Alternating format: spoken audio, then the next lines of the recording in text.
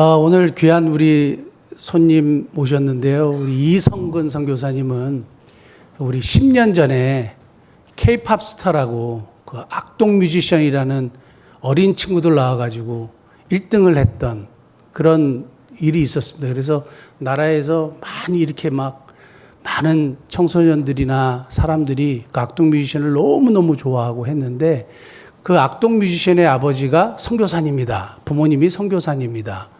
몽골 선교사님이다. 그리고 집에서 공부를 시켰다. 뭐 이런 이제 얘기가 나왔는데 그 아버지가 이 아버지시고요. 그래서 몽골에서 선교하시다가 이제는 철수하셔서 무슨 일을 하시냐 하면 그 후원교회가 없는 선교사님들, 그 도움이 필요한 선교사님들과 또 한국에 있는 교회들을 이렇게 연결시키는 브릿지 역할을 하시는 그런 사역을 하시면서 선교회를 세우셨습니다. 선교회를 세우시고 그리고 지금도 활발하게 활동하고 계시는데 또 저하고 만나가지고 이렇게 여러 가지 교제하고 또 저희 목민선교회에서 우리 함께 협력해야 될 부분들 같이 협력하고 그렇게 동역하고 있는 귀한 선교사님인데요.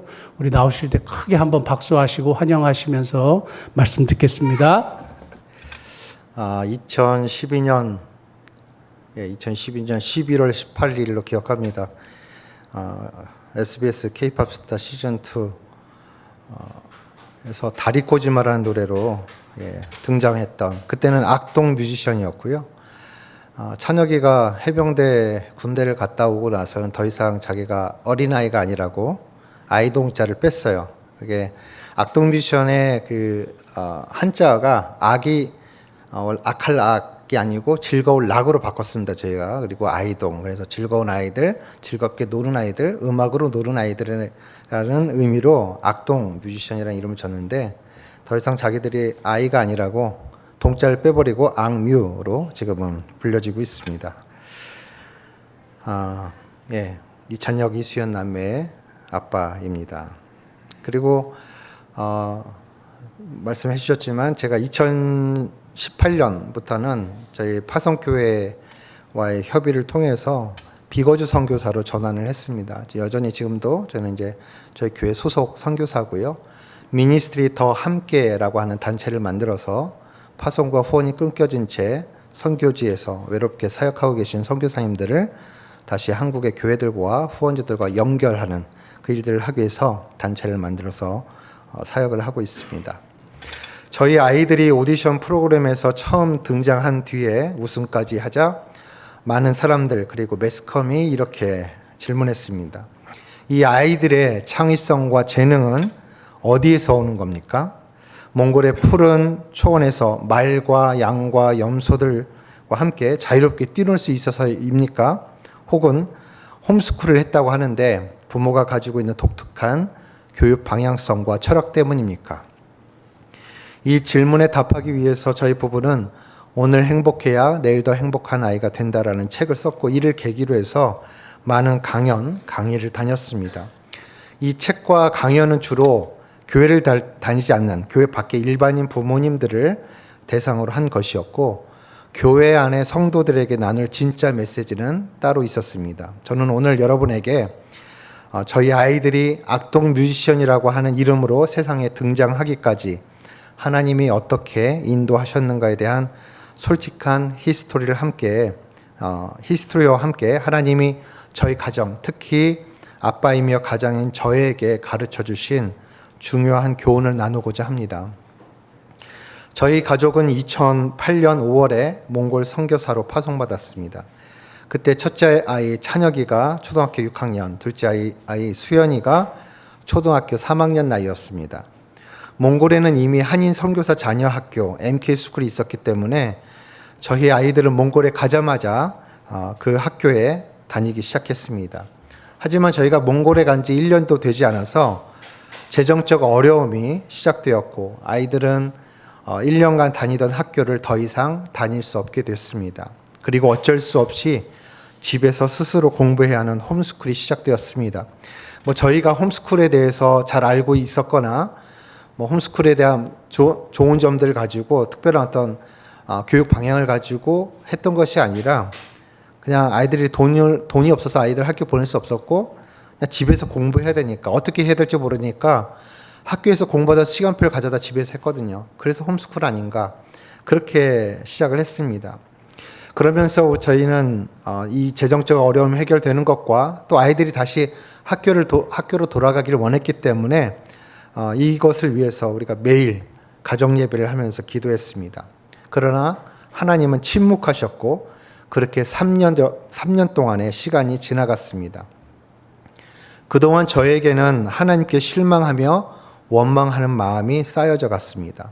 더구나 찬혁이가 중학교 2학년 나이, 본격적인 사춘기 나이에 접어들면서 그 아이의 사춘기를 제대로 이해하지 못한 저는 찬혁이를 자주 다그치고 혼내는 일이 잦아졌습니다. 이로 인해서 저희 가족 간에 긴장감과 불안감이 가득해졌고 고통스러운 시간이 이어졌습니다. 그러던 어느 날 제 아내가 이런 말로 권고를 했습니다. 우리가 계속해서 홈스쿨을 하는 게 의미가 없다고. 그래서 우리가 하나님 앞에 다시 한번 기도하며 나갔으면 좋겠다라고 이야기를 했습니다. 제가 그 말에 동의를 했고 그래서 저희가 1박 2일간 가족 수련회를 가졌습니다. 몽골 울란바타르에서 저희가 거주하고 있었는데 그 외곽에서 고아원을 운영하시던 선교사님께 부탁을 해서 방한칸을 빌려서 제가 1박 2일 가족 수련회를 가졌습니다. 그때 제 아내를 통해서 주어진 말씀이 있었는데 요한복음 2장 1절에서 11절 말씀이었습니다. 오늘 그 말씀을 나눌 것은 아니지만 이 말씀을 성경 말씀을 가족들이 함께 읽어가는 동안에 이 성경 말씀이 저의 영적인 상태, 믿음의 상태를 조명해 주셨어요. 그래서 이 이야기는 예수님이 공적인 사역을 시작하실 때 보이셨던 첫 번째 기적, 물이 포도주로 변한 사건을 기록하고 있는데 잔치집에 마땅히 있어야 할 그 잔치집의 기쁨의 축제의 상징이었던 포도주가 다 떨어진 것처럼 예수 그리스도를 구주로 고백하고 하나님의 나라를 소유했다고 믿었던 제 심령 안에 하나님의 나라의 그 잔치는 날마다 이루어져야 되는데 그 기쁨과 그 공급이 사라진 메말라진 것 같은 저의 심령을 보면서 마치 이 잔치집에서 포도주가 다 떨어진 것 같은 상황이 저에게 닥쳤다라는 것을 제가 알게 됐어요. 그런데 그 이야기로 멈췄었다면 이것이 비극이 될 테지만 이 포도주가 회복되어지게 되는 이유가 나타나게 되죠. 첫 번째는 그 자리에 예수님이 계셨다는 것이고요. 두 번째는 예수님과 가장 친밀했던 관계에 어머니 마리아가 부탁했다라는 거예요. 기도했다라는 것이죠.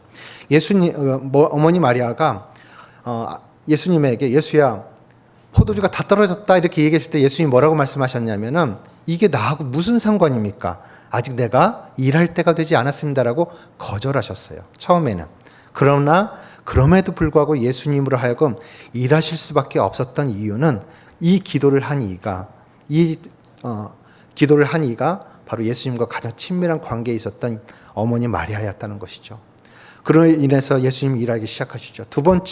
세 번째는 그 종들, 그 하인들의 순종이었어요. 두 번에 걸쳐. 첫 번째는 집 앞에 놓여진 그 유대인의 정결 예식을 따라 놓여진 평범한 항아리에 물을 가득 채워 넣어라 하는 첫 번째 명령이 있었고요. 하인들이 그 명령에 따라서 가득 채웠어요. 아무 일도 일어나지 않았습니다. 두 번째 명령이 주어졌어요. 이제 이 잔치를 책임지는 사람에게 물을 떠다가 갖다 주어라.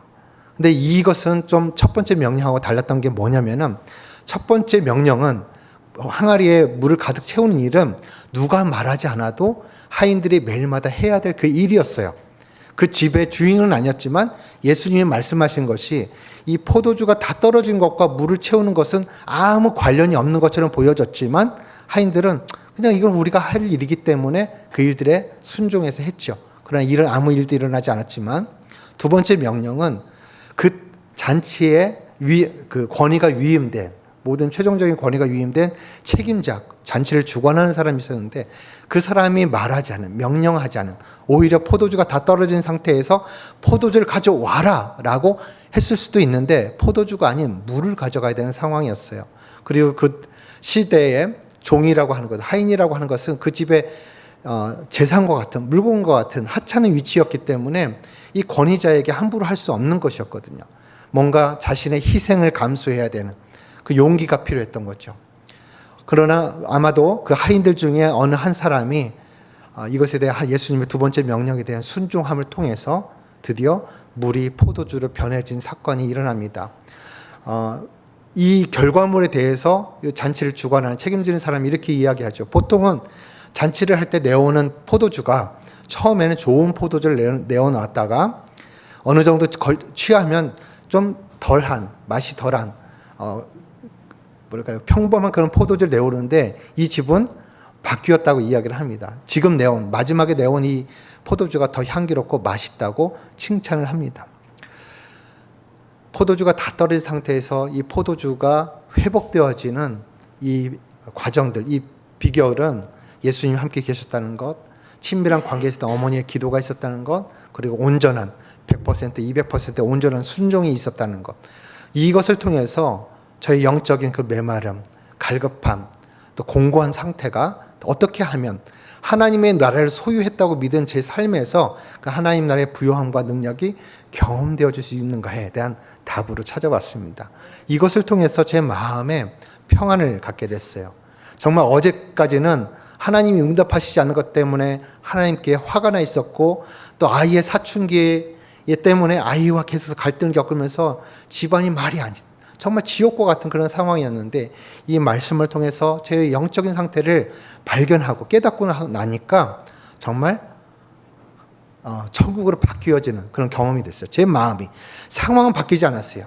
정말 저희 아이들이 다시 학교를 돌아갈 수 있다거나 뭔가 재정적으로 뭐 필요가 채워졌다는 이런 상황들이 해결되지는 않았지만 제 마음의 상태가 변했다라고 하는 것이죠. 그래서 하나님에 대한 믿음이 생겼어요. 하나님께 불평하고 원망했던 마음이 다시 하나님께 대한 찬송과 감사의 마음으로 바뀌었습니다. 이 과정을 통해서 하나님께서 저에게 깊이 가르쳐 주셨던 것은 때로 하나님께 우리의 모든 것, 특별히 제가 몽골에 가면서 저희 아이들의 양육과 교육을 하나님께 위탁드렸음에도 불구하고 한 가정의 가장으로서 갖는 과도한 책임감 때문에 온전히 맡겨드리지 못한 채 결국은 내가 해결하려는 불신앙과 불순종에 관한 깨달음이었던 것입니다. 저는 사실 하나님의 의의 편에 있었다고 확신했었습니다. 예수 그리스도를 구주로 영접함으로 하나님의 나라를 소유한 자였고, 뿐만 아니라 이제 그 하나님의 나라를 전파하기 위해서 선교사가 되었기 때문에 저 자신이 하나님 나라의 편에 서 있다고 확신했던 것입니다. 하지만 하나님이 보게 해주신 저의 모습은 철저히 나의 의, 사람의 의의 편에 서 있었습니다. 하나님께 기도했지만 응답이 제가 원하는 대로 이루어지지 않자 저의 방법과 열심으로 해결하려고 했고, 이것이 하나님 앞에 불순종과 불신앙으로 발각되어진 것입니다. 우리가 가장으로서 또는 부모로서 우리 자녀에게 갖는 과도한 책임감은 우리 자신 또는 우리 가족, 우리 자녀를 향한 하나님의 계획에 대해 불신앙하고 불순종하는 결과를 초래할 수 있음을 기억해야 하겠습니다. 저는 이것을 저의 불신앙과 불순종 그리고 과도한 책임감에 대해서 하나님께 회개했습니다. 또한 가족들에게도 진심으로 용서를 구했습니다.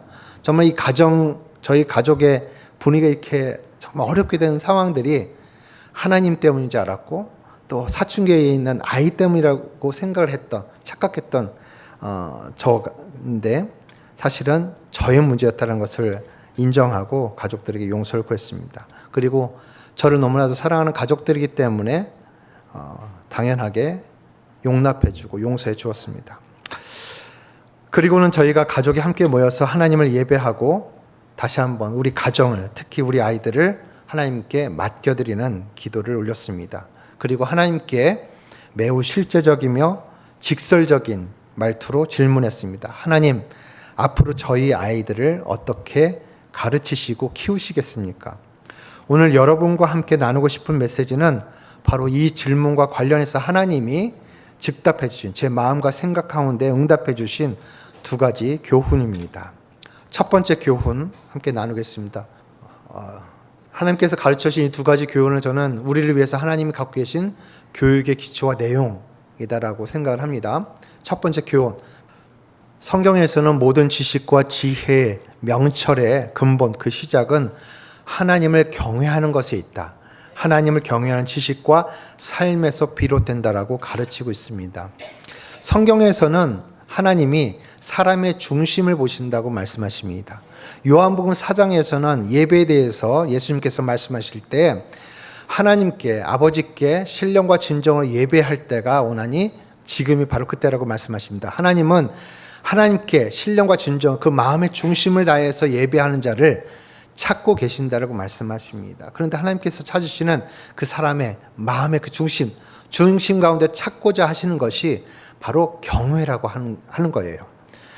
저는 하나님께서 이 말씀을 주실 때 하나님이 우리의 선생님이 되셔서 저희 아이들을, 또 하나님은 하나님이 가르치시는 학교에서 학생은 아이들뿐만 아니라 부모를 포함한다는 마음을 주셨어요.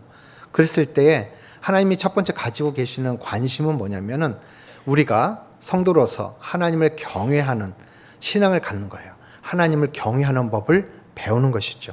그런데 저는 질문이 생겼습니다. 저도 인생을 살아오면서 신앙하는 삶을 살아오면서 나름 이 경외라고 하는 것에 초점을 맞추고 살아왔다고는 하지만 아직 어린 우리 아이들에게 이 경외라고 하는 좀 어려운 이 단어를 어떻게 설명할 수 있을까 하는 것이었습니다. 그때 하나님이 제 마음과 생각 가운데 떠올리게 하신 기억들이 있습니다. 첫 번째 기억은 저희 첫 아이 찬혁이가 출생할 때였습니다. 저희 두 아이는 모두 제왕절개로 나왔습니다. 수술 날짜를 정해놓고 아내와 함께 병원에 가게 됐는데 가자마자 수술실로 데리고 들어가더라고요. 아내가 수술실에 들어가면서 저에게 한 가지 심부름을 시킵니다. 여보, 저 앞에 있는 유아복점에 가서 베네 쪼그리 좀 사와요 라고 하는 거예요. 제가 갔다 온 동안 한 30분 정도 걸렸는데 저희 병실에 가보니까 이미 아이가 나와 있었어요. 아내는 뒤처리하느라고 수술실에 아직 있었고요. 그때 처음 대면하게 된 아이는 사실 사람처럼 보이지 않았고 외계인처럼 보였습니다. 얼굴 크기와 몸 크기가 1:1 비슷했고요. 얼굴은 붉고 주름이 가득하고 비늘 같은 것이 가득했습니다. 그런데 하루 이틀 시간이 지나면서 아이를 시키니까 얼굴이 뽀얀해지고 사람 형체를 갖추면서 매우 신기하기도 했고 또 매우 사랑스러웠습니다. 저는 그때 부성애라고 하는 것이 아버지로서 가는 그 부성애, 모성애도 마찬가지일 거라 생각하는데 어제까지 전혀 알지 못했던, 경험하지 못했던 그 부성애라는 것이 하늘로부터, 위로부터 부어지는 것 같은 느낌을 받았던 것 같아요. 이 아이를 보면서 나는 이 아이를 위해서라면 뭐든지 할 수 있겠다. 이 아이를 위해서는 내가 내 목숨도 줄 수 있겠다라고 하는 그런 마음이 너무 당연하게 자연스럽게 드는 것이죠. 이게 부성애인가? 참 놀라웠어요. 그런데 그때 간호사가 저한테 아버님 아이를 한번 안아보세요 라고 하는 말을 듣게 되었는데 그때 갑자기 왠지 모를 두려움이 강하게 찾아왔습니다. 이 두려움의 정체가 무엇일까 생각해 봤습니다. 하나는 제가 이 아이를 병원에서 이 아이를 만나기 위해서 그때는 제가 출판사에 다닐 때인데 퇴근을 하고는 집에 와서 목욕제를 깨끗하게 하고 와요. 그리고 병원에 도착해서도 손을 여러 번 깨끗하게 닦습니다. 이 아이를 만나기 위해서요. 그럼에도 불구하고 이 아이를 안아보려고 하니까 왠지 모르게 제게 붙어있는 나쁜 세균들이 이 아이에게 전염되어져서 이 아이를 해칠 것 같은 거예요. 그리고 제가 좀 용기를 내서 이 아이를 안다가 실수해서 이 아이가 깨뜨려질 것 같은 그런 두려움이었던 거예요. 제가 참 예민한 것이었을까요? 제가 이 이야기를 하다 보면은 의외로 많은 아빠들이 비슷한 경험을 했다고 이야기를 합니다. 여러분, 이 아이가 저를 해칠까봐 두려운 것입니까? 그렇지 않죠. 제가 그때 나이는 지금 훨씬 젊었을 때지만 그 인생을 살아오면서 제가 마주한 사람들 중에 가장 깨끗한, 순결한, 흠이 없는 그런 존재였어요. 이 아이는요. 전혀 때가 묻지 않아. 근데 그 앞에 대면했을 때 왠지 제가 인생을 살아오면서 제가 경험했던 부정한 것들, 실수들, 잘못들, 이런 것들까지 떠오르는 거예요. 이것이 이 아이에게 되물린다면 어떡하지? 이 아이에게 전염되면 어떡하지? 나쁜 영향을 미치면 어떡하지? 이런 두려움이 생기는 거예요. 그런데 하나님이 그때 느꼈던 저의 두려워하는 마음이 경외의 마음이다라는 가르쳐 주신 거예요. 여러분, 하나님은 거룩한 분이십니다. 하나님은 완전한 분이세요. 성경에서 표현하기에 하나님은 그림자도 없으신 분이고 완전하신 분이라고 그랬어요. 순결한 분이시라고 그랬어요. 그래서 하나님의 그 영광, 그 하나님의 임재 앞에 설 때에 정말 일어나는 일이 무슨 일인지 아십니까? 우리가 때로 하나님 앞에 기도하고 찬양할 때에 이렇게 고백하지 않습니까? 하나님의 임재와 영광 가운데 더 그 깊이 우리가 들어가길 원하고 하나님을 만나길 원합니다. 이런 기도를 하지 않습니까? 그런데 정말 제대로 하나님을 만난다면, 그 하나님의 임재와 영광을 제대로 마주한다면 우리에게 어떠한 일이 일어나는 줄 아세요? 그것을 우리가 이해할 수 있는 사례가 있습니다. 이사야서 6장에 보면 우시야 왕이 죽던 해에 이사야가 상심한 마음을 가지고 있을 때에 환상 중에 하나님의 임재와 영광을 경험하는 장면이 나옵니다. 성전에 하나님의 옷자락이 펼쳐지고 연기가 자욱하고요. 천사가 오르락내리락 하면서 거룩하다 거룩하다 하나님을 외치는데, 모든 이 건물이, 기둥이, 이 집안이, 땅이 막 지진이 난 것처럼 흔들렸다고 했어요. 하나님의 영광과 임재가 얼마나 크고 놀라운지. 근데 그 앞에서 이사야의 반응이 어땠습니까? 바짝 엎드려서 죽은 자처럼 엎드려져서 하는 말이, 오호라 화로다 나는 망하게 되었다. 내가 부정한 입술을 가지고 부정한 백성들 가운데 거하면서 거룩하신 하나님을 보았으니 나는 이제 지금 죽게 되었다라고 절망스러워합니다. 정말 그는 자기가 죽는 줄 알았어요. 하나님의 임재와 영광을 마주하게 되면 그런 일이 일어납니다. 왜냐하면요, 순결하고 거룩하신 그 하나님, 그 영광의 빛의 강도가 말로 표현할 수 없는, 정말 그 하나님의 영광의 빛이 우리에게 비춰질 때는요, 우리의 모든 전 존재를 다 관통합니다. 저도 그런 경험들이 간혹 있었어요. 좀 하나님께서 성령을 통해서 저희 삶을 조명하시고 하나님 임재를 나타내 주실 때 짧은 2, 3초간의 시간 동안의 파노라마처럼 저 인생이 다 펼쳐져요. 그 안에서 저에게 어떤 상처가 있었는지, 어떤 죄가 있었는지, 하나님이 가르쳐 주고자 하신 것이 무엇인지 그 안에서 드러나고 발각되어진 일들이 경험되어집니다. 예. 하나님 임재의 영광을 마주하면 그래요. 특별히 그 하나님 앞에 마주했을 때 우리가 얼마나 죄인인 것인가, 우리가 얼마나 부정한 존재인가를 알게 되는 것이죠. 하나님은 죄와 함께 있을 수 없는 분이에요. 또한 그분의 성품은 죄를 향하여 돌격하고 그 죄를 진멸하는 성품을 가지고 계세요. 그래서 죄를 가지고는 그분 앞에 설 수 없어요. 죄를 가지고는 그분 앞에 죽을 수밖에 없는 것이 사람이라고 하는 것이죠. 바로 이사야는 그것을 느낀 거예요. 이사야는 이미 하나님의 선지자로 부르심을 받은 사람이었습니다. 우시야 왕과 함께 이스라엘의 종교개혁, 정치개혁을 꿈꾸던 사람이었어요.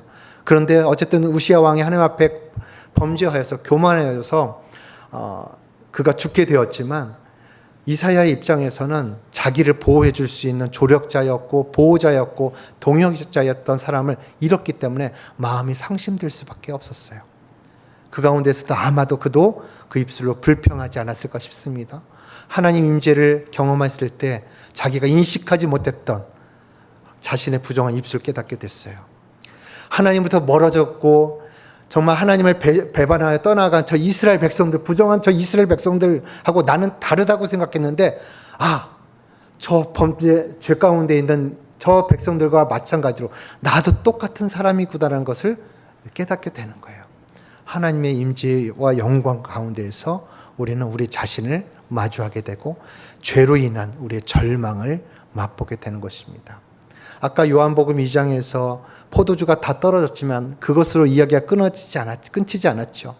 예수님으로 인해서 물이 포도주로 변해진 것처럼 이 이사야의 이야기도 마찬가지입니다. 이사야가 내가 이제 죽게 되었다라고 절망한 순간에 천사 중에 하나가 제단의 숯불을 가지고 와서 그 입술을 대며 네가 깨끗하게 되었다라고 선언합니다. 그래서 죄사함이 선포되어져요. 그가 기쁨과 감격, 성경에서는 자세하게 묘사되어 있지 않지만 그가 그 가운데서 하나님과 죄로 인해서 막혀져 있던 그 죄의 담이 무너진 상태에서 하나님의 세미한 음성을 듣게 돼요. 누가 나를 위해서 갈까? 누가 나의 말을 전할까라고 하는 하나님의 음성을 듣게 되고, 하나님이 명령하지 않았지만 하나님 제가 여기 있습니다. 나를 보내주세요. 내가 그 일을 하겠습니다라고 자원하며 헌신하게 됩니다. 성도의 헌신은 바로 우리가 하나님 앞에서 우리의 부정한 존재인 것을 깨닫게 되고, 우리 죄의 문제를 해결해 주시기 위한 예수 그리스도를 통해서 받은 그 구원의 은총, 그 감격이 얼마나 크고 놀라운지를 알게 된 순간에 우리가 자발적으로 자원하여서 하나님의 뜻 가운데 살겠습니다, 하나님이 기뻐하시는 삶을 살겠습니다라고 자원하며 우리가 결정하고 선택하고 헌신하게 되는 것입니다. 네. 이사야가 자신은 하나님의 사람이고 저 부정한 백성과는 다르게 여겨졌지만 자신의 죄를 인식한 순간 하나님으로부터 끊어진 것 같은 자신을 발견하면서 죽음의 공포, 두려움을 느꼈던 것처럼, 바로 이것이, 이 두려움이 하나님으로부터 하나님부터 멀어진 것에 대한 두려움, 이것이 경외라고 하는 것입니다. 경외라고 하는 한자는 높일 경, 두려워할 외를 쓰고 있습니다. 공경함으로 두려워한다는 뜻이고, 다르게 말하면 사랑함으로 두려워한다는 뜻입니다. 여러분, 사랑하는데 왜 두려워할까요? 무엇을 두려워한다는 걸까요? 여러분, 사랑하는 관계에서 가장 두려운 것은 그 대상과 이별하는 것일 것입니다. 사랑하는 연인관계, 부부관계, 가족관계에서는 더욱 그렇겠죠. 그것이 죽음을 통한 이별이라면 더욱 그렇습니다. 하나님을 경외한다는 것은 하나님의 독생자를 내어주시기까지 우리를 사랑하신다는 것을 알고, 우리도 그 하나님을 사랑한다는 것을 의미합니다. 그리고 그 정도가 우리의 부정함, 곧 죄로 인해서 그분과 멀어지는 것을 두려워하는 것입니다. 잠언서 8장 13절에는 여호와를 경외하는 것은 악을 미워하는 것이다, 죄를 미워하는 것이다 라고 말씀하고 있습니다.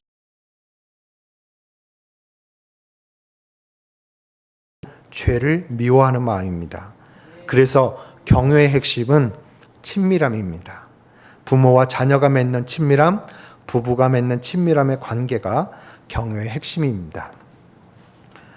경외를 이해하는 데 있어서 떠올리게 하신 두 번째 기억은 어느 해 사순절에 예수님의 고난과 죽음을 묵상하면서 깨닫게 된 내용입니다.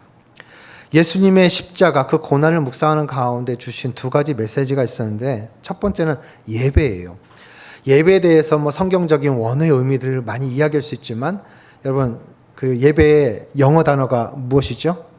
worship이라고 하죠. worship은 was 그리고 ship의 합성어입니다. 가치, 그리고 ship, 그것을 가진 존재, 이 합성어입니다. 이 단어는 가치를 매기다, 또 가치를 소유하다는 의미를 가지고 있습니다. 예를 들어서 어느 가게의 쇼 윈도우에 내가 가지고 싶은 물건이 있습니다. 여러분, 최신 핸드폰 참 멋지지 않습니까? 요즘 좋은 핸드폰 쓰려면 한 200만 원 이상 줘야 되더라고요. 그 200만 원이라는 가치가 매겨진 물건이 저 있는 거예요. 갖고 싶어요. 저 200만 원이라고 가치를 매겨진. 근데 그것이 내 것이 되기 위해서는 어떻게 해야 됩니까? 값을 주고 사야 되는 것이죠. 아무리 그것이 좋다고 이야기하고 얼마짜리라고 이야기를 해도 내가 그 값을 지불하지 않으면 내 것이 되지 않아요. 우리가 하나님을 믿는다고 하지만, 하나님이 아버지라고 믿지만, 하나님의 능력과 하나님의 그 살아계심과 그 은혜가 나에게 경험되어지길 원하지만 그렇지 않은 경우, 왜 그럴까요? 정말 옆에 있는 다른 분은 기도할 때 하나님의 응답을 받았다고 하고 하나님 함께 하심을 느낀다고, 매일 경험한다고 이야기를 하는데, 나는 왜 그런 하나님을 경험하지 못할까? 창세기 1장에 보면 하나님이 자기의 형상을 따라 사람을 창조하였다고 기록하고 있습니다. 하나님을 닮은 존재로 사람을 지으셨다는 것입니다. 그리고 성경의 곳곳에서 선언하고 있는 것은 우리 인간을 향해서 하나님이 말씀하시길, 너는 내 아들, 내 딸이다. 내가 너를 사랑으로 잉태하였고 너를 낳았다고 하였고, 너는 나의 기쁜 이름이 될 것이며 나의 노래, 나의 찬송, 나의 영광이 될 것이다 라고 하고 계십니다. 하나님은 우리를 하나님의 형상을 닮은 존재, 곧 존귀한 가치를 지닌 자녀로 지으셨고, 아담과 하와의 범죄 이후로 끊임없이 하나님을 모른다 하고 싫다며 떠난 사람을 향해서도 여전히 너희는 나의 사랑하는 자녀다. 너희가 나를 떠나 동서남북 사방으로 또는 하늘 끝까지 흩어져 있을지라도 내가 너희를 위해 약속하고 예비한 곳, 곧 우리의 창조주이시며 아버지가 되신 하나님의 집, 하나님의 품으로 돌아오게 하겠다라고 성경을 통해서 분명히 그리고 반복적으로 강조하며 말씀하고 있습니다. 놀라운 사실은 하나님이 우리를 존귀한 자, 사랑하는 자, 천하보다 귀한 자라고 가치를 매기셨을 뿐 아니라 그에 대한 대가를 지불하셨다는 것입니다. 로마서에 기록되기를 죄의 값은 사망이라고 했는데 그 죄의 값을 대신 치루시기 위해서 하나님의 아들 예수 그리스도가 이 땅에 오셔서 우리 대신 십자가에 달려 죽으셨음을 분명히 말하고 있습니다. 특히 요한복음서는 예수 그리스도가 천지 창조 기사에 나타난 하나님의 말씀이시며 또한 하나님이심을 증언하고 있습니다. 예수 그리스도가 우리 죄의 문제를 해결하심으로써 우리가 다시 하나님의 자녀로서의 권세를 회복하고 또 하나님과의 사랑하는 관계로 돌아가도록 희생제물, 화목제물이 되셨습니다. 예수 그리스도는 자신의 생명을 대가로 지불함으로써 우리를 향한 하나님 아버지의 사랑을 증명해 주셨습니다. 로마서 5장 8절에서 이렇게 말합니다. 우리가 아직 죄인 되었을 때에 그리스도께서 우리를 위하여 죽으심으로 하나님께서 우리에 대한 자기의 사랑을 확증하셨느니라. 예수 그리스도가 십자가 위에서 보여주신 희생은 하나님께서 우리에 대하여 최상의 가치를 매기셨을 뿐 아니라 그에 합당한 대가를 지불하심으로 우리를 자녀로 소유하였음을 보여주는 위대한 사건입니다. 즉 예수님의 십자가를 통해서 우리를 향하신 하나님의 프로포즈, 하나님의 워십이 드러난 것입니다. 우리가 하나님을 예배한다는 것은 이미 우리를 먼저 사랑하고 섬겨주신 하나님의 워십에 초청된 것이며 또한 그의 반응으로서 우리도 하나님을 워십하는 것입니다. 오늘 우리를 향한 하나님의 사랑과 열심, 하나님과의 친밀한 관계로의 초대가 담겨있는 이 워십, 이 예배에 주님은 저와 여러분을 초청하고 계십니다. 예수 그리스도의 십자가를 묵상하며 깨달은 두 번째는 이것입니다. 예수님이 십자가에 달리신 상태에서 말씀하신 것 중에 엘리 엘리 라마 사박다니, 아버지여 아버지여 어찌하여 나를 버리십니까? 라는 말씀에 주목하게 되었습니다. 이미 잡히시기 전날 밤에 3번 간절히 기도하신 내용은 아버지여 할 수 있다면 이 고난의 잔이 그냥 지나가기를 원합니다 라는 것이었고, 그러나 마지막에는 나의 뜻이 아닌 아버지의 뜻이 이루어지기를 원합니다라고 마침 기도를 하셨습니다. 그럼에도 막상 그 십자가 위에서 아버지여 어찌하여 나를 버리십니까? 라고 하는 절규를 하실 수밖에 없었던 이유는 무엇이었을까요? 여러분은 혹시 패션 오브 크라이스트라고 하는 영화를 보신 적이 있습니까? 저는 그 영화를 보면서 예수님이 당하신 고난이 내가 그동안 상상해 왔던 것과는 차원이 다른 깊고 커다란 고통의 것이었음을 알게 되었습니다. 그래서 이전에 저는 하나님이신 예수님이셨지만 이 땅에 인간의 몸으로 오셨다는 것은 머리에 가시면류관을 쓰시고 손과 발에 대못이 박히시고 옆구리가 깊은 창에 찔리시는 동안에 인간이라면 당연히 느낄 수밖에 없었던 그 고통을 예수님도 온전히 겪으셨다는 의미였고, 죽음보다 더 큰 고통을 앞에 두고 느꼈을 예수님의 두려움을 생각했었습니다. 그런데 어느 해 사순절에 다시 묵상한 이 사건과 말씀이 새롭게 조명되어졌습니다. 예수님이 우리를 위해서 십자가에 죽으셔야 했다는 것은 다만 육신의 죽음만을 뜻하는 것이 아니었습니다. 성경은 죄값은 사망이라고 하는 성경에서 말하는 죄값은 사망이라고 하는 이 선고는 육신의 죽음 전에 하나님과의 분리된 상태, 즉 영적인 사망을 포함하는 것입니다. 즉 예수님은 우리를 위해 육신의 죽음과 함께 영적인 사망도 당하셔야 했다는 것입니다. 그러나 예수님은 어떤 분이십니까? 태초에 하나님의 말씀으로 계셨던 분으로 영원 전부터 성부, 성자, 성령 삼위일체 하나님으로 계신 분입니다. 그런데 우리의 죄값을 대신 치르시기 위해 그 관계로부터 떨어져 나와야만 했던 것이 예수님이 경험하신 진짜 고통이며 두려움이었던 것입니다. 예수님이 겟세마네 동산에서 3번 간절히 기도하셨던 것은 아버지여 내가 하나인 것이 영원하기를 원합니다. 나는 아버지로부터 분리되기를 결코 원하지 않습니다.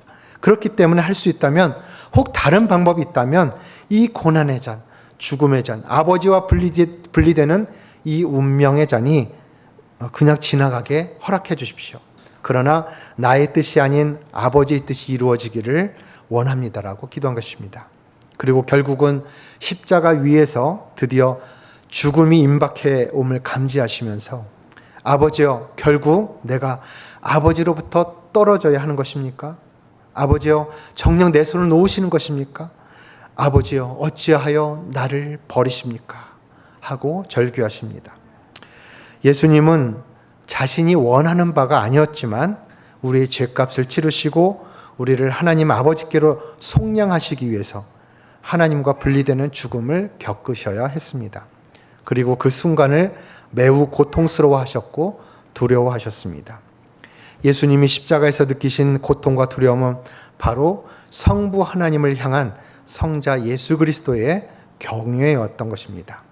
이처럼 예수님은 십자가 위에서 예배가 무엇인지, 경외가 무엇인지를 보여주셨습니다.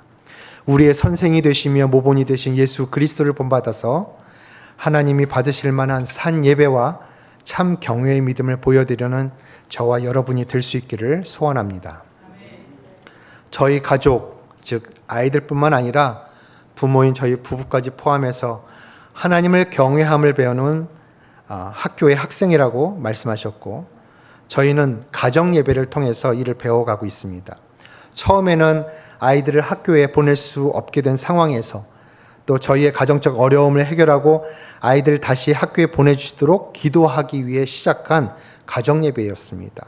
생존하기 위한 예배였습니다. 1년 중 7개월 정도가 추운 겨울날씨였고 12월부터 이듬해 2월 사이에는 울란바토르 도심이 영하 40도, 시골 기온이 영하 50도, 60도까지 떨어지는 그런 혹독한 곳에서 살아남기 위해서라도 저희는 기도해야 했습니다.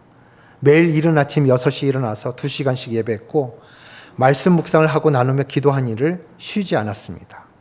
믿음이 좋아서가 아닙니다.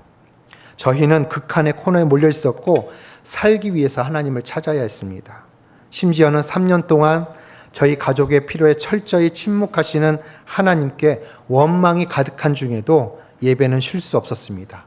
죽지 않기 위해서 예배했습니다. 그런데 이것이 곧 우리 가족 모두가 하나님을 의지하는 법, 하나님을 경외하는 법을 배우는 훈련의 장, 학교였습니다. 저희 아이들이 연예인이 되고서는 매일 예배하기 어렵게 되었고 2년 전에는 아이들이 성인이 돼서 부모 품으로부터 독립했지만 지금까지 가장 우선순위를 약속하고 지키는 것은 한 달에 한 번 꼭 가정예배 모임을 갖는 것입니다. 가정예배로 모이는 날에는 일찌감치 모여서 밥도 먹고 또 그동안 살아온 얘기들을 나눕니다. 그리고 여전히 2시간 이상 예배합니다. 그리고 그중 가장 의미가 있는 것은 성경 말씀을 묵상하고 적용하며 나누는 것입니다. 하나님의 말씀을 통해서 각자의 생각과 삶을 들여다보게 되고 부모의 걱정스러운 잔소리나 또 머리가 굵어진 아이들의 고집으로는 설득되지 않는 것이 하나님의 말씀으로 통해서 설득되고 보정되는 것을 자주 경험합니다. 가정 예배를 통해서 하나님의 말씀이 우리의 기준이 됨을 확인하고 있습니다. 가정 예배는 이제 저희 가족 문화로서 자리를 잘 잡았고 하나님과의 소통뿐 아니라 말씀 안에서 가족 간에 소통하는 법을 배웠습니다.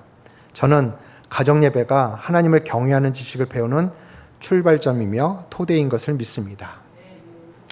하나님이 가르쳐 주신 이 교육의 기초와 내용, 두 번째 교훈, 앞에서 말씀드린 것처럼 우리는 하나님의 형상을 따라 지음받았습니다.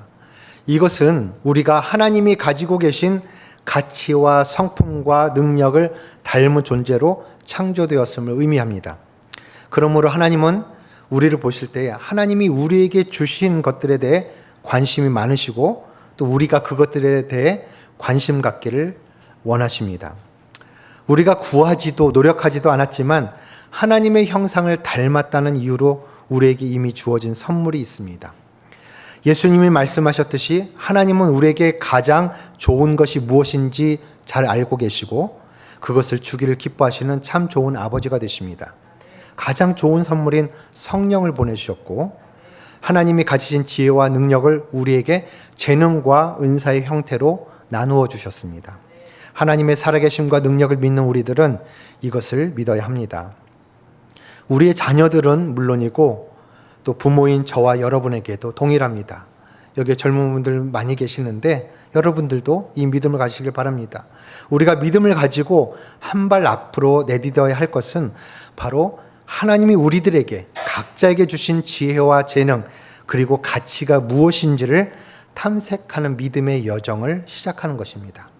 세상의 방법과 기준을 쫓는 것이 아니라 하나님의 방법과 기준, 하나님 나라에 속한 것을 관심 갖고 믿음으로 취하는 것이 하나님을 경외하는 신앙임을 믿습니다. 하나님이 주신 이 두 번째 교훈을 통해서 저희 가족은 자유와 기쁨을 얻었습니다. 그리고 제가 이 교훈을 받은 즉시 저희가 결정한 것이 있습니다. 선택한 것이 있어요. 앞으로 1년 동안 아이들은 하고 싶은 일을 마음껏 할 수 있는 기회를 갖게 됐습니다. 방학을 갖게 됐어요. 얘들아 공부 안 해도 좋으니까 1년 동안은 너네들 하고 싶은 거 마음껏 해. 마음껏 놀아. 라고 방학을 주었어요. 그 1년 동안 정말 아이들 최선을 다해서 놀았습니다. 근데 시간이 지나니까 한 1년쯤에 한 절반 이상이 지나니까 마음이 조급해져요. 왜냐하면 뭔가 시작하는 일은 많은데 끝내놓는 일이 하나도 없어요. 비록 노는 거라고 할지라도 뭔가 마무리 짓는 것이 하나라도 있으면 참 좋겠는데 그렇지 못한 것이 부모의 마음을 자극하더라고요. 불안하게 만들어요. 이 아이들이 그냥 항상 이렇게 우유부단하게 살 것 같아서. 그런데 어쨌든 그 1년이 약속했기 때문에 저도 간섭하고 싶은 부모의 어떤 그런 마음을 절제하면서 그 1년을 보냈습니다. 그리고 그 1년 동안 아무 일도 일어나지 않았습니다. 어쨌든 이 1년 동안 아이들은 하고 싶은 일을 마음껏 할 수 있는 기회를 가졌는데 이 시간들을 통해서 아이들의 지혜와 재능이 드러나고 개발되어지는 경험을 하게 되었다고 믿습니다. 그 결과는 어떻게 드러나냐면 그 1년이 마지막 끝이 되었고 이제 너희들 공부를 해야 되지 않겠니? 저도 1년 동안 이 하나님께서 이 교훈을 주시고 제 마음이 지옥에서 천국으로 바뀌었다고 했잖아요. 다시 하나님을 경외하는 믿음을 갖게 되고 감사하는 마음을 가지고 그럼에도 불구하고 여전히 아이들은 학교를 못 갈 것 같은 거예요. 하나님이 당장 돈을 주실 것 같지는 않은 거예요. 그래서 이 홈스쿨이라는 걸 앞으로 계속 해야 될 것 같은 거예요. 그래서 이전에 이미 3년 동안 실패로 저희가 경험했기 때문에 제대로 된 홈스쿨을 해보려고 그때서야 비로소 제가 홈스쿨에 대해서 공부하고 홈스쿨을 잘하고 있는 분들을 찾아가서 얘기를 듣고 배웠어요. 그 나름대로 마음의 준비가 됐다고 생각을 했습니다. 아이들도 대학을 가길 원했고 그래서 검정고시를 본다고 했어요. 그래서 이제 공부를 해야 되지 않을까라는 말을 하려는 찰나에 이런 일이 일어났습니다. 아이가 어느 날 노래를 만들게 된 거예요. 만들어 본 거예요. 그 계기가 시간이 조금 지나갈 것 같은데 괜찮습니까? 저희 아이들이 몽골의 한인교회를 울란바토르 한인교회를 다녔습니다. 그 교회 청소년부 예배팀 찬양팀이 있었는데 거기에 드럼을 치던 아이가 고3짜리 아이였어요. 남자아이. 그 아이가 어느 날 노래를 하나 만들어 왔습니다. 아이팟이라고 하는 노래였어요. 근데 이 노래가 그때 아이팟 터치라고 하는 것이 처음 나왔어요. 어른이나 아이들이나 할 것 없이 참 가지고 싶은 물건이었습니다. 그 마음을 다해서 노래를 만든 거예요. 노래 가사가 참 단순했습니다. 엄마 아이팟 갖고 싶어. 아이팟 사주세요. 그리고 후렴구가 아이팟이에요. 노래도 참 유치했어요. 그래서 아내와 제가 근데 이 고3짜리야. 제일 큰 형이고 오빠잖아요. 또 찬양팀이잖아요. 그래서 코드를 가르쳐줘서 풀밴드로 이걸 치는 거예요. 마이크를 잡고 있는 싱어 아이들에게 노래를 가르쳐서 이 노래를 부르는데 1시간, 2시간 있다 애들은 질리지 않고 이 노래를 계속 불러대는데 옆에 있던 어른들, 저나 제 아내가 봤을 때는 너무 유치하고 어이가 없는 거예요. 그러면서 제 고3 아이 가서 공부 안 하나? 이런 마음이 저절로 생길 정도였죠. 그런데 저희 큰아이 찬혁이한테는 좀 달랐던 것 같아요. 저희 아이들이 쓴 책이 있는데 그 책에 찬혁이가 쓴 말이 있습니다. 이 에피소드에 대해서 그 형이 노래를 만들어 왔을 때 온 친구들이 그 노래를 부르면서 너무 부러웠다는 거예요. 자기도 뭔가를 만들어 와서 친구들이 이것을 다 불러주고 해주면 좋겠다는 거예요. 관심 받고 싶은 거예요. 그래서 집에 오자마자 수연이를 데리고 평소에 거들떠도 보지 않았던 아빠 기타를 가지고 방에 들어가서 30분 동안 뚱땅뚱땅 거리더니 나와서 엄마 아빠 우리가 노래를 만드는데 한번 들어봐 주세요 라고 하는 거예요. 그래? 제목이 뭐니? 그랬더니 갤럭시요 그러는 거예요. 그러니까 저는 뭐라고 어떻게 생각해요? 아, 걔는 아이팟, 너는 갤럭시. 충분히 유치할 거라는 생각을 했습니다. 근데 아이들이 불러준 노래는 전혀 다른 거였어요. 은하수, 갤럭시 은하수. 정말 시적으로 만든 노래였고 처음 만든 노래인데도 불구하고 또 멜로디 라인이 너무 자연스럽고 예뻤어요. 이 노래가 결국은 저희 아이들이 K-pop 스타 우승하고 YG라고 하는 이제 회사에 들어가서 공식 첫 데뷔 앨범을 냈는데 그 앨범의 마지막 수록곡이 됐습니다. 그 전에 이미 삼성 갤럭시의 광고 음악으로 만들어지기도 했어요. TV에 나오지 않았지만 유튜브에 총 4분이 넘는 그 분량으로 뮤직비디오 정우성이라고 하는 배우가 있지 않습니까? 그 정우성 씨가 첫 감독 데뷔를 한 게 그거였어요. 그 뮤직비디오를 만드는 거. 그 음악으로도 사용됐어요. 그리고 나서 정말 그 노래를 듣고 너무 놀라워하고 있는 아빠의 표정을 보고 아이가 또 쓴 책에 이렇게 표현되어 있습니다. 아빠가 놀라워하고 헐 하고 있는 그 표정은 자기가 경험한 가장 큰 칭찬이었고 인정이었다. 그래서 더 아빠하고 칭찬받고 인정받기 싶어서 열심히 노래를 만들었다고 했습니다. 정말 그 마음을 가지고 매일마다 두세 곡씩 노래를 만들기 시작하는 거예요. 제가 너무 놀라웠어요. 그래서 캠코더를 들고 이 장면을 찍고 유튜브에 올리면서 또 페이스북을 하고 있는 제 패친들 중에서는 음악을 하는 사람들이 많았는데 그 링크에서 보여줬어요. 어떤지 물어봤어요. 아이들이 참 처음 만든 노래치고는 너무 잘하는다 이런 얘기를 들었었죠. 제가 막 홍보하거나 그러지 않았지만 그걸 찾아오는 사람들이 한둘씩 늘어나기 시작했어요. 그러더니 몇 달이 지나고 나서 방송국에서 연락 오기 시작했어요. 처음 연락 온 것이 그 당시에 스타킹이라는 프로그램, 아침마당이라는 프로그램, 또 다른 그 MBC의 오디션 프로그램이었던 위대한 탄생 이런 곳에서 계속 연락이 왔는데 제가 출연하지 않았어요. 애들이 일단은 관심을 보이지 않았습니다. 그때 저희가 비자 문제를 해결하기 위해서 한국에 잠깐 나왔을 때인데 비자가 해결되면 바로 몽골에 들어갈 생각에 저희가 응답하지 않았죠. 그런데 이 K-pop 스타에서 연락이 온 거예요. 저희가 몽골에 있을 때 아이들이 보고 싶다고 해서 이것을 뭐 같이 본 적이 있는데 이 K-pop 스타라고 하는 곳에는 자기 또래 어린 아이들이 많이 나와서 주목받는 프로그램이었던 거죠. 그래서 아이들이 관심을 보는 거예요. 엄마 아빠를 설득하기 시작합니다. 엄마 아빠는 우리가 잘한다고 하는데 저 전문가들은 뭐라고 할지 진짜 궁금해요. 우리 한번 도전하게 허락해 주세요. 얘기한 거죠. 근데 저희가 이미 아이들이 그런 거예요. 학원 보낸다 생각해 주시고 홈스쿨 한다고 생각하고 허락해 주세요. 저희가 한국에서 아이들이 마땅히 할 일이 없었기 때문에 그냥 해보자 하고 한 거예요. 예선전은 무난하게 통과했고 본선을 바로 앞두고 나서 비자 문제가 해결됐습니다. 저희가 이제 몽골로 들어가야 됐어요. 근데 방송국에서는 아이들에게 비행기 티켓을 보내줄 테니까 보내주세요라고 했는데 아이들이 먼저 이왕 저 시작한 거 그리고 뭐 해봤자 이제 1, 2라운드에서 떨어질 거 분명한데 외할머니 집에 있으면서 저희 도전하고 들어갈게요. 아 그래 한 달 후에 보자 빠이빠이 했는데 그게 6개월 7개월이 지나서 아이들이 우승까지 해버리게 된 것이죠. 많은 분들이 정말 아이들이 성공했다 얘기하고 어떻게 이렇게 재능이 드러났는지 물어보기도 하고 저희들이 할 수 있는 이야기가 없었어요. 이전에 보였던 재능이 아니었고 단지 저희에게 선명하게 주어진 것은 지금 나눠드린 이 두 가지 교훈이었던 것이죠. 하나님께서 저희 아이들을 가르치신다고 했을 때 저희 가족들을 가르치신다고 했을 때 첫 번째 하나님을 경외하는 것, 경외함을 배우는 학교가 되는 것이고 두 번째가 하나님을 닮았다는 것을 하나님 그 형상을 닮은 존재로서 하나님이 주신 그 선물들 하나님이 주신 지혜와 또 그 능력들, 재능들, 하나님의 가치들을 우리가 발견하고 누려가는 것들. 이 믿음의 여정을 우리가 지나온 것이 그 1년의 방학식이었던 것 같아요. 그때는 깨닫지 못했습니다. 결국은 그 끝에서 우리 시간의 그 끝에서 하나님의 시간이 시작되었고 하나님이 저희 아이들을 붙들고 데려가실 때는 저희 부모인 저희가 따라갈 수가 없었어요. 손이 닿지 않는 곳으로 가버렸어요. 연예 세계라고 하는 것이 저희가 경험해보지도 못했고 전혀 알지 못하는 것이죠. 주변에 있는 선교사님들과 목사님들이 이런 얘기를 저런 악한 소굴에 악한 세계에 어떻게 아이들을 보낼 수 있느냐부터 해서 저 바벨론과 같은 곳에 아이들을 보내면 안 된다고 막 이렇게 저도 참 그 말 진심으로 받아들이고 걱정을 정말 많이 했거든요. 다 나누지 못하지만 하나님께서 저희 아이들을 이 YG라고 하는 회사에 들어가서 어떻게 아이들을 높이셨는가. 이 아이들을 정말 어리지만 다니엘처럼 애굽의 요셉처럼 높이시고 지금까지 또 그들에게 정말 YG 같은 회사에는 하나님을 믿는 사람이 아무도 없는 것처럼 느껴졌던 거였지만 저희 아이들로 인해서 사실은 나도 교회를 다녀 커밍아웃을 하는 그런 분들이 나타나고 저희 아이들을 그 믿는 분들로 겹겹이 둘러싸면서 저희들 아이들을 보호해 주시는 거예요. 그 안에서 지금은 아니죠.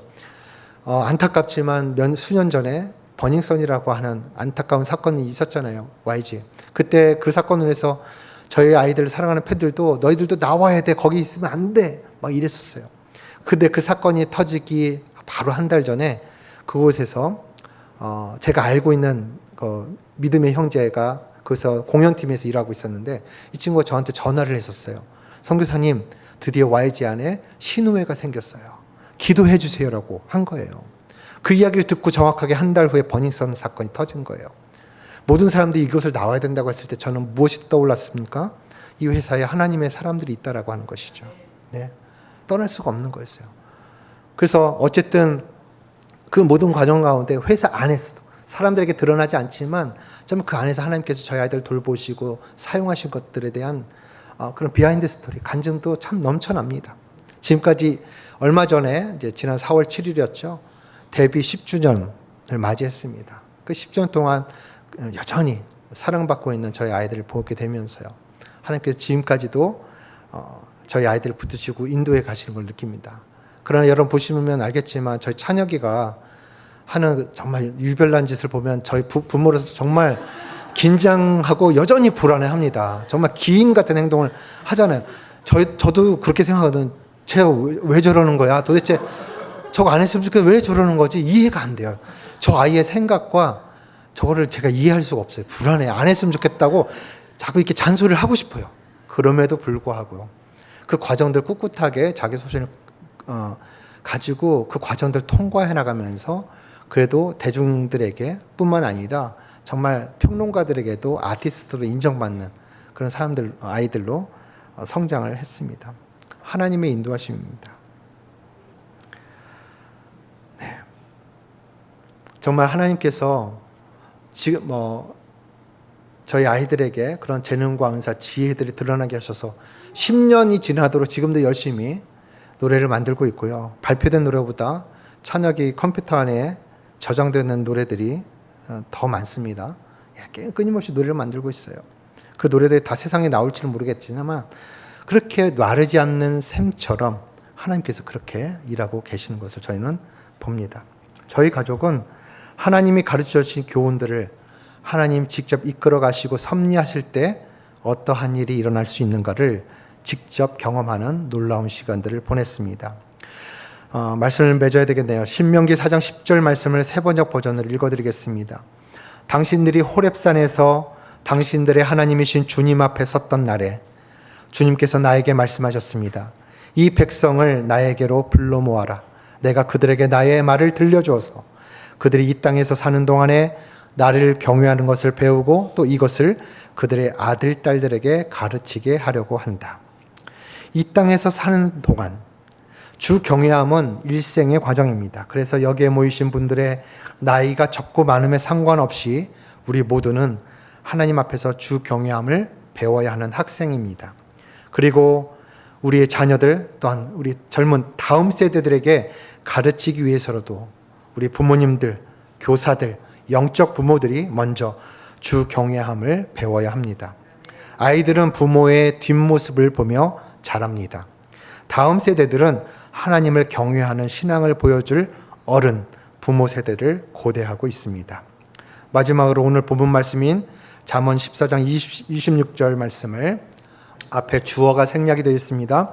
부모가 주님을 경외하는 삶을 추구하고 노력할 때에 부모 자신에게는 강한 믿음이 생기는 성장을 경험할 뿐 아니라 하나님을 경외하는 부모의 신앙과 삶을 곁에서 보고 자라나는 우리 자녀들이 자신의 인생에서 위기와 좌절을 만날 때마다 부모의 신앙과 삶에서 보았던 피난처 되신 하나님을 기억하고 의지하게 될 것이라는 말씀입니다. 따라서 부모는 자녀들에게 있어서 하나님을 경외하는 지식을 배우는 교과서입니다. 우리 자녀와 다음 세대들에게 또한 아직 하나님을 알지 못하는 이들에게도 인생의 피난처요 도움이 되시는 하나님을 소개하고 가르치는 하나님을 경외하는 부모, 하나님을 경외하는 신앙인이 되시기를 축복합니다. 기도하겠습니다.